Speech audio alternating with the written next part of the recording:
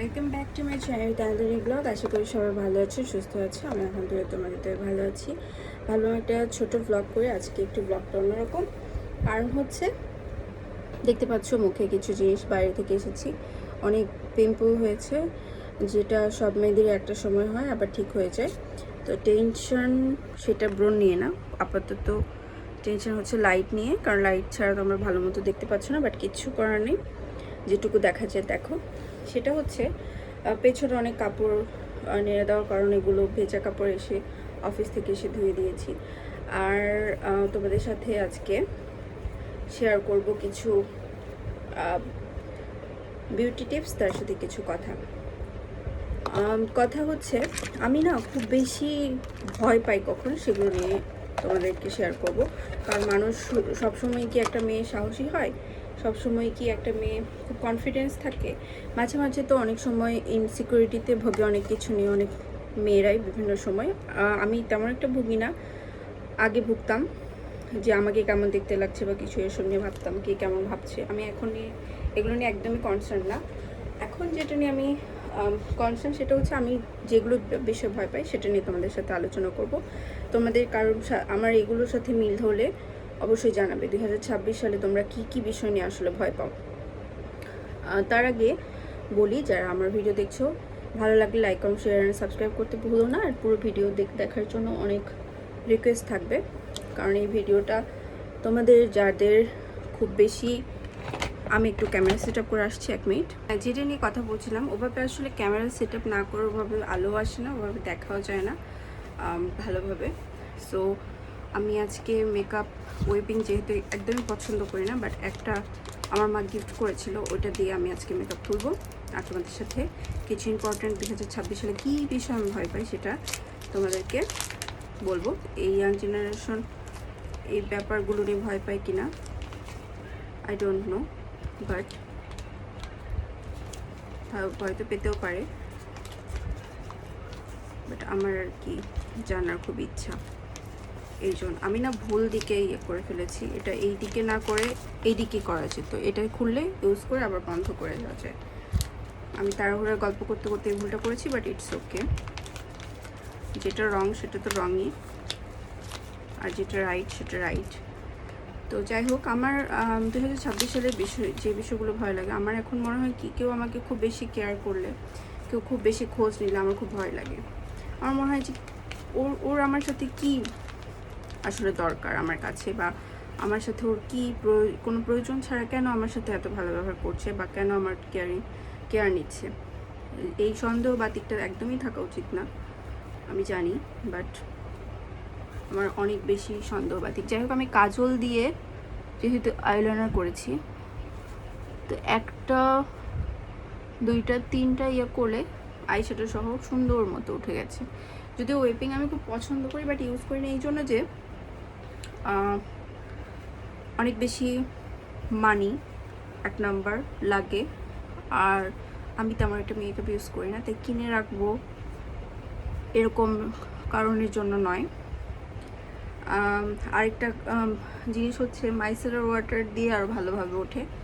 আর আমি হচ্ছে একটু সেকেলে টাইপের, তোমরা জানো সব দিক ব্যাপারগুলো থেকে। আমি আবার নারিকেল দিল দিয়ে তুলতে, কিংবা পোমেট, যেটা তিব্বত পোমেট, সেটা দিয়ে তুলতে বেশি প্রেফার করি। আমি জানি অনেকে বলবে যে এগুলো তো নকল জিনিস হয়, তো আমার সেটা দেখার বিষয় না কোনটা নকল কোনটা আসল। আমি যেটা দেখি সেটা হচ্ছে কত ভালোভাবে মেকআপ তুলতে পারি, কারণ ওটা আমার স্কিনে তো কোনো ক্ষতি করার কথা না। মেকআপটা তোলার পরে লিপস্টিক খুব সুন্দর করে উঠে গেল। এই যে মেকআপটা তোলার আমার কীভাবে হলো, তারপরে তো আমি একটা ভালো ফেস ওয়াশ দিয়ে মুখটা ক্লিন করে নেবো, তাই না? এই জন্য। আচ্ছা, এখন সবাই বলতে পারো যে এত পিম্পল তারপরে তুমি কেন মেকআপ করেছো? এর কারণ হচ্ছে আজকে রাতের পরে ফ্রাইডে আমার অফিস ছুটি, ফ্রাইডে যেহেতু। সো এই দিনটাতে আমার একটু যা মন চায় তাই করি। তো আমি স্বাস্থ্য খুব ভালোবাসি, সবসময় স্বাস্থ্য পারি না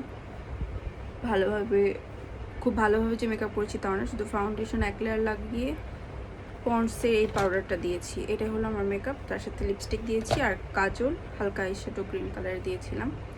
যদিও আমাকে বিদঘুটে লাগে এই ধরনের আইশ্যাডো ইউজ করলে, বাট আমি মূলত ভাবলাম যে একটু ট্রাই করি, বাট ট্রাই করেও ভালো লাগেনি। যাই হোক, এই পিম্পল যে দেখতেছে এটা 2 দিন পরে ভালো হয়ে যাবে। 1টা 2টা 3টা 4টা 5টা 6টা, এখানে 7টা, আর কিছু হালকা হালকা দাগ, এগুলো আস্তে আস্তে চলে যাবে। এবং আমি খুবই এই ব্যাপার পজিটিভ। যে ব্যাপারে আমি পজিটিভ না, নেগেটিভ যেটা নিয়ে কথা বলছি, ভিডিওর শুরুতেই বলেছি যেটা নিয়ে বলবো যে 2026 আমি কী কী বিষয় ভয় পাই। একটা নাম্বার তো বলেছি যে কেউ আমার খুব কেয়ারিং, হঠাৎ করে খুব বেশি ভালোবাসা দেখালে তাকে আমার সন্দেহ বাতিক থেকে তাকে আমার মনে হয় যে কেন আমাকে এত ভালোবাসা দেখাচ্ছে, এত কেয়ার দেখাচ্ছে, আমার সাথে তার কী বিষয় লেনদেন থাকতে পারে, বা হঠাৎ করে কেন আমার প্রতি সেরকম, এটা মনে হয়। আমি জানি এটা খারাপ দিক বা ভালো দিক কিনা, বা কার কার মনে হয় কমেন্টে জানিও।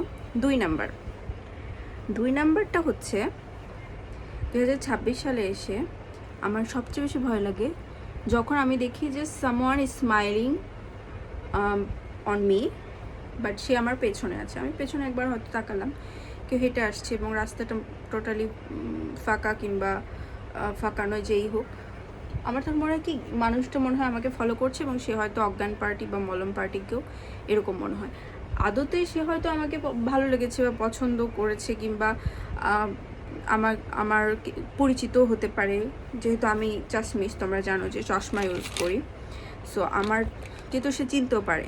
বাট আমি কি করি, আমার এরকম দেখলে না ভয় লাগে। আমার মনে হয় যে কী ব্যাপার, আমাকে দেখে হালকা মুচকি হাসি বা এক ধরনের ভিলেনি হাসি কেন দিল, এরকম মনে হয়। আমার খুবই ভয় লাগে।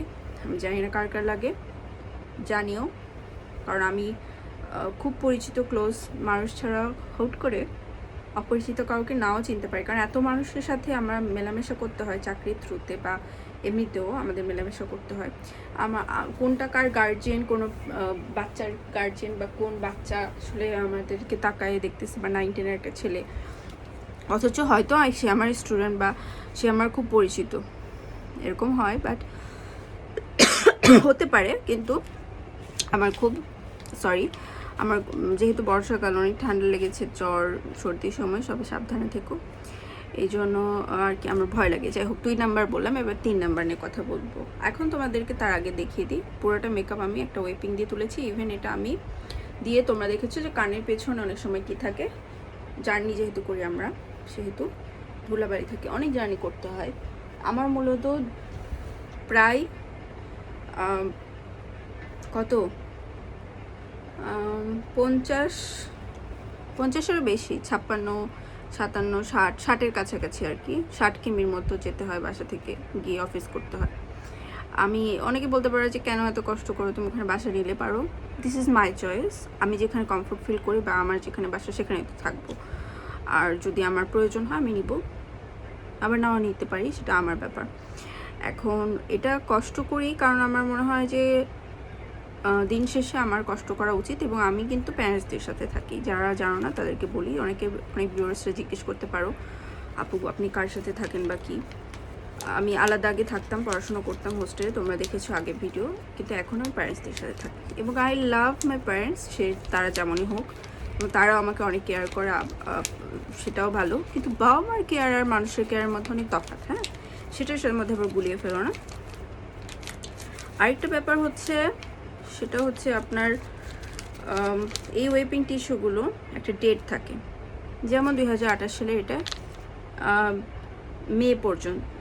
এপ্রিল পর্যন্ত ডেট। এখন আমি তোমাদেরকে বলি, এটা কি মাস?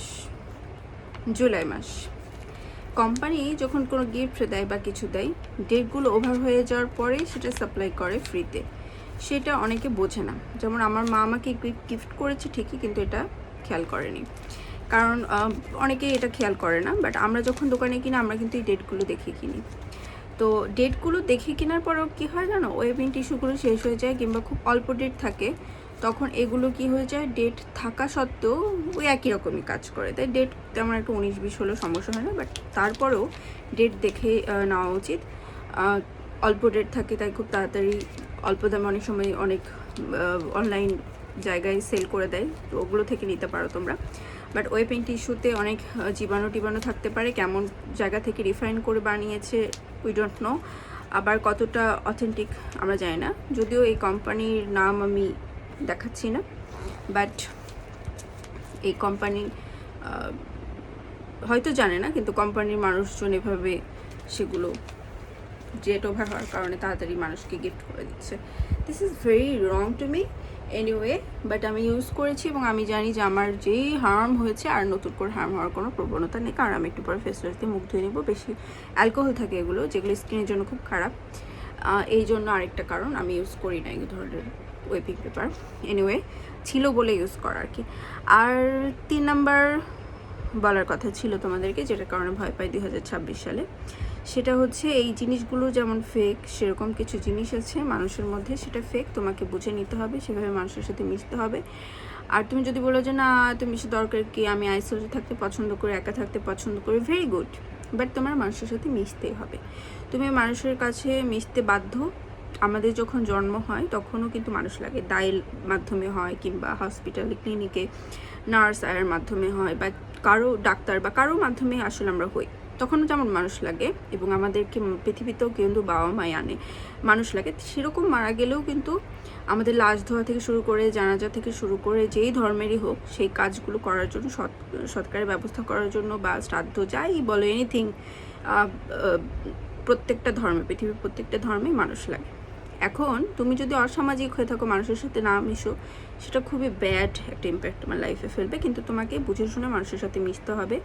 এখন যারা তোমাকে পছন্দ করেন তারা তোমাকে বলতে পারে যে আমাদের সাথে মিশে না, সে অসামাজিক, doesn't matter to you anyway. কে কী মনে করলো এটা তুমি কখনোই চিন্তা করবে না, যে যা মনে করে করতে দাও। কিন্তু তুমি তাদের সাথে মিশবে যারা তোমার জীবনে তুমি যেটা করছো, তোমার ড্রিম, তাকে ফুলফিল করার জন্য হেল্প করবে, কিংবা তোমাকে খুব ভালো উপদেশ দিবে, কিংবা তোমাকে মেন্টালি সাপোর্ট দিবে। সাপোর্ট না দিলেও তারা তোমার সাথে একটা ভালো সম্পর্ক বজায় রাখবে। অর্থাৎ তুমি তোমার কাজ করছো, সে তার মতো কাজ করছে, বাট আমরা আমাদের ভালো চাই, তাই না? একে অপরের ভালো চাই, এরকম ধরনের পজিটিভ মানুষের সাথে মিশার চেষ্টা করবে। সেটা ফ্যামিলি হোক, ফ্যামিলির বাইরে হোক, যেই হোক। আমরা কিছু কিছু মানুষকে ফ্যামিলির মধ্যে পরিবর্তন করতে পারি না, তারা নেগেটিভ হতে পারে, তোমার ক্ষতি চাইতে পারে, অনেক রকমের হতে পারে। তাদেরকে কি আমরা লাইফ থেকে সরাই ফেলবো? না, আমরা তাদের সাথে সমতার একটা নিরপেক্ষ অবস্থার মাধ্যমে তাদের সাথে মিশবো। আর এই নিরপেক্ষতা বজায় রাখতে গিয়েও যখন সম্পর্ক কখনো ফাটল ধরতে পারে বা চির ধরতে পারে, তাহলে যে যার জায়গা আছে সেখানে অবস্থান নেওয়া উচিত। এবং অতিরিক্ত কোনো কিছু ভালো না, অতিরিক্ত মেলামেশাও করতে তোমাকে বলা হয়নি যে মিশতে হবে, সামাজিক হতে হবে, কারণ ওই যে বললাম জন্ম আর মৃত্যুর সময় মানুষ লাগে, তাহলে তো তুমি স্বার্থপর। আমরা প্রত্যেকে স্বার্থপর, হ্যাঁ, প্রত্যেকে স্বার্থপর, নিজের নিজের জায়গায় নিজের কাজের জন্য লাগে, এবং এটাই জীবন। তুমি একা বাঁচতে পারবে না, মানুষকে লাগবে, মানুষ তোমাকে প্রয়োজনে ডাকবে, ব্যবহার করবে, তোমারও প্রয়োজনে তাদেরকে ডাকবে, তার হেল্প করবে, এটাই জীবন। এভাবেই আমাদেরকে সৃষ্টিকর্তা সুন্দর একটা সমতার মাধ্যমে সৃষ্টি করেছেন এবং সমাজে ব্যবস্থা রেখেছেন। এটা তুমি যত চিন্তা করবে তত বুঝতে পারবে। তো এই জিনিসটা নিয়ে চিন্তা করতে করতে আমরা কি করি, অনেক সময় অনেক মানুষের সাথে মিশি না। এটা করা যাবে না, মানুষের সাথে মিশতে হবে, কিন্তু একটা দূরত্ব, একটা তোমাকে বুঝতে হবে যে কীভাবে মানুষের সাথে মিশতে হয়। তো এই বিষয়টা যখন আমি দেখি যে কোনো মানুষ খুব গভীরভাবে আমার সাথে মিশার চেষ্টা করছে 2026 সালে এসে, তখন আমার ভয় লাগে। কারণ ওই যে বললাম যে নিরপেক্ষ বা সমতা অবস্থা, ওইটা না, তখন ওটার থেকে বেশি হয়ে গেলে তখন আমার কাছে মনে হয় যে না, সামথিং ইজ রং। এই ব্যাপারটা আমার মনে হয় ভয় লাগে। এখন কার কী লাগে সেটা তো জানি না। আর এই 3টা রিজনই মূলত লাগে।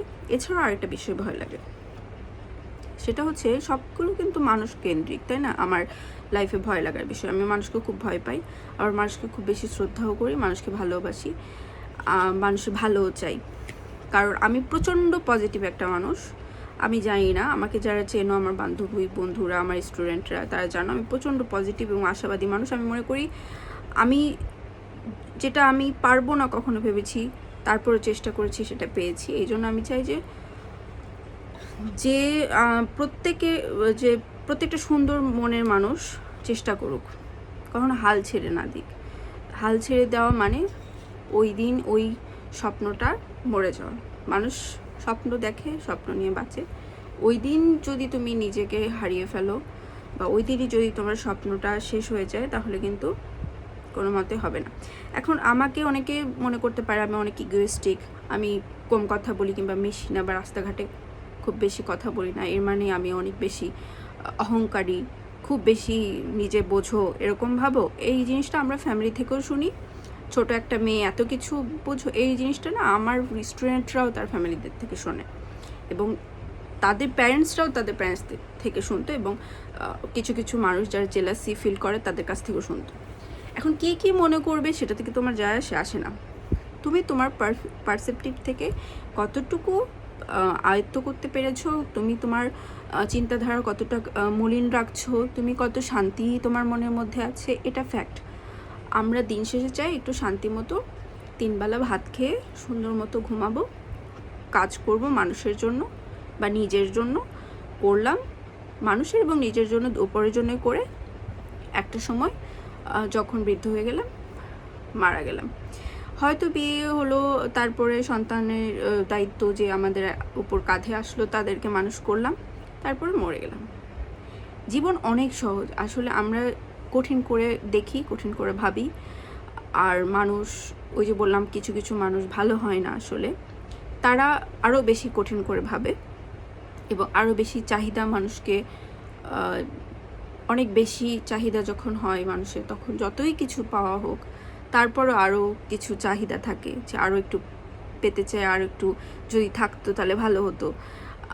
এবং আমার চাওয়ার পরেও আমার কি অপূর্ণতা আছে, আমি মানে হয়তো ধরুন একজন দেশের প্রধানমন্ত্রী, তারপরেও সে চাইবে যে আমার এর উপরে কোনো ক্ষমতা থাকলে সেটা যেন আমার হয়। বিষয়টা এরকম, সবাই যে এরকম করে ভাবে জীবন সেরকম না।